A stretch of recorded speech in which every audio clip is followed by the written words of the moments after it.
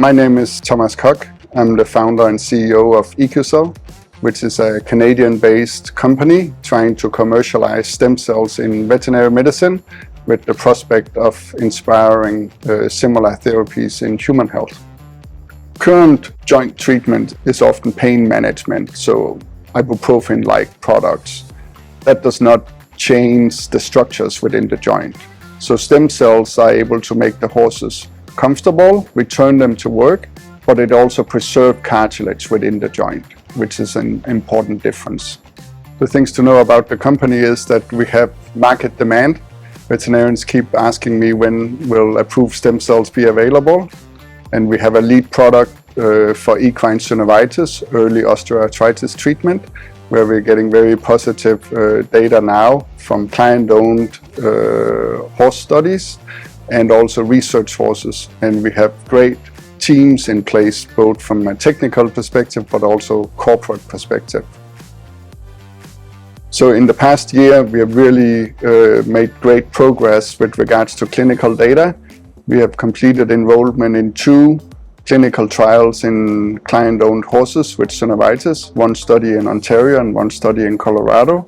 We have completed data collection in research horses with a osteoarthritic model, or synovitis model, and we've focused a lot on our manufacturing protocols with regards to GMP cell manufacturing. And we have opened investigative new animal drug files with FDA. Ontario Veterinary College, the University of Guelph, very critical, close partners to us that allows the product development. We are leasing space here. We work together on research contracts that are led by faculty at the Ontario Veterinary College. Dr. Judith Koenig is leading our clinical work, and Dr. Melissa McIver is leading our canine work in dogs. Other close partners are the Colorado State University, the veterinary school in Fort Collins, where we're also doing development work and conducting clinical trials in client-owned horses. And then finally, manufacturing is a huge component of what we're currently doing. We have to produce these cells under GMP conditions, and there we have partnered with the therapeutics manufacturing center at the Ottawa Hospital Research Institute.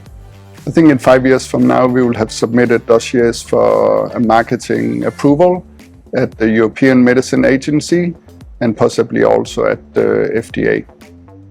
Probably going to take a little bit more money than what we have now.